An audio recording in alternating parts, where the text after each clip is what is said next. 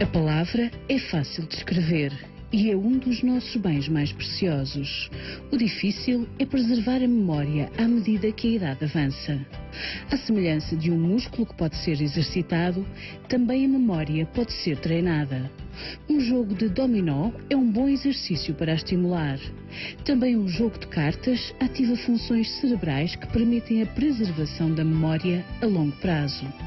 O simples ato de fazer contas ou um jogo de sudoku também é uma boa atividade. Basta ter à mão um jornal para ler ou fazer palavras cruzadas, para aceder a informação armazenada na memória. O simples ato de escrever ou aprender uma nova língua é um passo em frente para estimular as funções cognitivas. E também nunca é tarde para aprender novas linguagens como a da informática.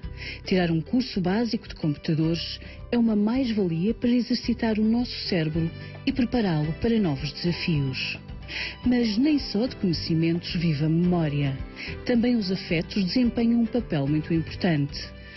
Pertencer a um grupo, criar laços afetivos, tocar e beijar são ótimos instrumentos para manter a memória viva. O ideal é ter uma atitude positiva e, ao mesmo tempo, praticar exercício mental e físico adequado a cada idade. Estes são os pilares fundamentais da nossa memória. E já estou na companhia da doutora Joana Ramos Pereira. Olá, doutora, muito boa tarde. Olá, boa tarde. A doutora Joana Ramos Pereira é psicóloga clínica e eu não resisto em perguntar-lhe porquê é que se apaixonou tanto por este tema, ou seja, primeiro pela psicologia para a terceira idade e depois a memória. Porquê? Acaba por estar necessariamente ligado, não é? Quando trabalhamos com esta faixa etária, que sim, é encantadora, por todos os motivos. Eu também trabalho com crianças, mas de facto são características diferentes. Muito diferentes. A memória acaba por estar intimamente associada aos temas que normalmente surgem em consultório. É um tema necessário nesta faixa etária. E isto porquê? Porque muitas vezes as pessoas se queixam da qualidade da sua memória, da perda de capacidades, é isso?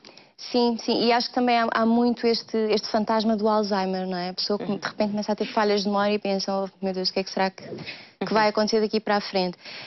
Quando na realidade não é bem assim. O facto de perdermos memória não é sinal de que estamos a degenerar cognitivamente. É um processo que ocorre muito naturalmente a partir dos 30 anos, não é?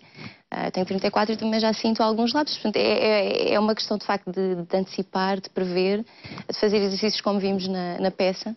E, de facto, cuidar de nós e cuidar da nossa memória. Agora, antes de irmos para exercícios e o que pode fazer bem ou não à nossa memória, queria perceber o seguinte. Já li várias vezes que a nossa memória é seletiva, ou seja, há coisas que ficam realmente registadas e em vários momentos nos vamos lembrando delas, e há coisas que, não sei se porque nos defendemos, que é quase como se tivéssemos apagado. É assim. Sim, há registro de facto de experiências que, talvez, não sei se é disso que está a falar, mas talvez até pela carga traumática, o ser humano tem esta capacidade fantástica de se proteger daquilo que provoca sofrimento, não é? E, portanto, o inconsciente também funciona assim, e às vezes protege-nos, barrando, no fundo, essa informação. É como se ela lá não estivesse. Sim. Sim. Agora, o que é que nós registramos com mais facilidade? É alguma coisa que mexa com as nossas emoções? O que é que fica cá? Sim, eu julgo que sim, que tudo aquilo que tem uma carga afetiva associada fica mais presente na memória por mais tempo. As memórias infantis são muito exemplo disso. Eu julgo que sim, que a associação à parte emocional é fundamental. E isso faz com que haja espaço nas várias caixinhas para ficar lá, não é? Sim. Para ficar lá registado. Sim. Agora, dizia a doutora Joana que importante é a forma como nós tratamos a nossa memória ao longo da vida. Ou seja, sermos preventivos será o ideal. Então, o que é que devemos fazer, desde sempre, para que a nossa memória nos traga gratas surpresas ao longo da vida? Falou-se de várias situações ali na peça. Sim, que eu gostava que agora detalhasse um bocadinho para nós compreendermos. De um modo geral, são sempre boas dicas, portanto, os jogos cognitivos, portanto, o sentido de participação na sociedade, a pessoa envolver-se em projetos, estar em contacto com os outros, cuidar das suas emoções. Por exemplo, aprender uma língua estrangeira é uma coisa fabulosa, não é? Porque há aquele mito que o burro velho não aprende línguas, não podia haver maior mentira, portanto, isso é uma notícia ótima. e que vem de estudos do final da década de 90, que nos mostraram que a partir da fase adulta, sim, continuam a desenvolver-se novas células no cérebro.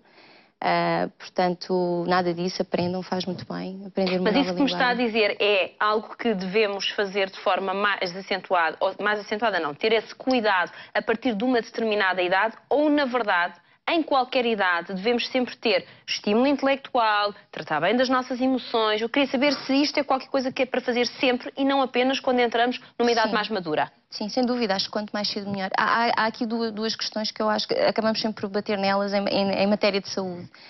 O segredo é sempre adotar, de facto, um estilo de vida saudável e uma alimentação saudável. Isto são duas coisas que também influenciam muito a parte da memória e tudo o que tem a ver com as funções cognitivas. Isto são dois grandes segredos, não é? Agora, quando nós, ainda antes de irmos particularizando, porque eu quero particularizar, há aqui algumas coisas que eu acho que as pessoas não perceberam muito bem do que é que estamos a falar e vamos lá aos pormenores. Mas eu queria perceber o seguinte, quando falamos de memória, como é que se pode definir a memória?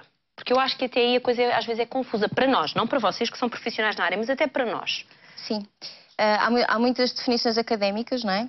Mas eu acho que talvez aquela que seja mais simples é, primeiro, que é de facto uma componente cognitiva, uma função cognitiva, a par da percepção, do raciocínio, que nos ajuda a apreender o mundo, não é? A relacionarmos com o mundo, com os outros, e que nos permite criar uma reserva de informação que depois mais tarde podemos ir repescar, sempre que queremos ou que precisarmos.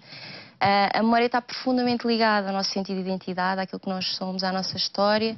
As nossas memórias, por alguma razão se escreve, muita gente escreve as minhas memórias, não é? Exatamente, portanto, tem muito a ver com esse historial, que nos dá ali uma referência de base muito importante para nós nos podemos posicionar no agora e também para podermos planear o futuro, porque nós sem memória não planeamos o futuro. E, portanto, esta eu diria que é talvez a referência mais simples daquilo que poderia ser uma definição. Doutora Joana, e não há vários tipos de memória? Porque vamos lá ver, uma coisa é eu lembrar-me de um episódio qualquer que aconteceu em 1975, quando eu tinha 5 anos, sim. 5 anos. Outra coisa é eu lembrar-me onde é que eu pus a chave do carro, que já virei a casa de Pantanes e não a encontro. Isso é que está lá. Sim. Estamos a falar do quê? De dois tipos de memória. Uma delas é a memória a longo prazo, não é? Que foi a primeira que falou, aquela que nos permite recuar mais atrás. E depois a memória a curto prazo, a memória recente, não é? E porquê que às vezes esta memória a longo prazo parece mais fresca que uma memória de uma coisa que acabou de acontecer agora? Porquê? Porque, de facto, essa é a memória que declina primeiro. A memória recente é aquela que se perde mais rapidamente. Faz parte do próprio processo natural do envelhecimento. Portanto, a degradação começa por aí.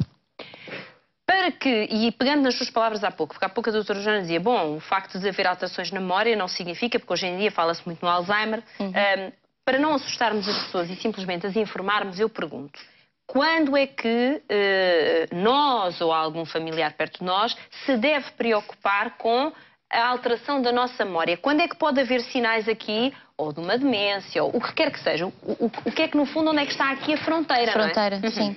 Há indicadores que podem fazer soar o alerta e hoje a fronteira principal é perceber se aquele esquecimento tem a ver com uma coisa que a pessoa sempre fez toda a vida. Por exemplo, vamos imaginar, por exemplo, que a pessoa toda a vida fez, por exemplo, uma determinada receita de bacalhau à Brás e de repente um dia não se lembra. Esquece, fica confusa, fica baralhada. É óbvio que todas estas situações isoladamente não significam rigorosamente nada, não é? Portanto, é preciso ver o enquadramento. Mas, por exemplo, seria grave, para dar o exemplo da chave, se cá todos nós nos esquecemos da chave várias vezes, em vários sítios, faz parte, não é? O que seria grave é se a pessoa, por um momento, de repente fica hesitante e não percebe para que é que serve aquele objeto. Isso sim já é preocupante. Já estamos a falar de uma coisa que pode dar aqui, configurar aqui um enquadramento mais... Muito bem, muito bem. Já vamos conversar com a doutora Joana Ramos Pereira sobre, então, o que fazer para que a nossa memória esteja saudável o mais tempo possível. Ouvimos alguns pontos na reportagem, mas agora vamos detalhar para quem em casa até tome notas, se for caso disso, para que fique com esta informação bem fresquinha. Já lá iremos. Agora, lembro os nossos espectadores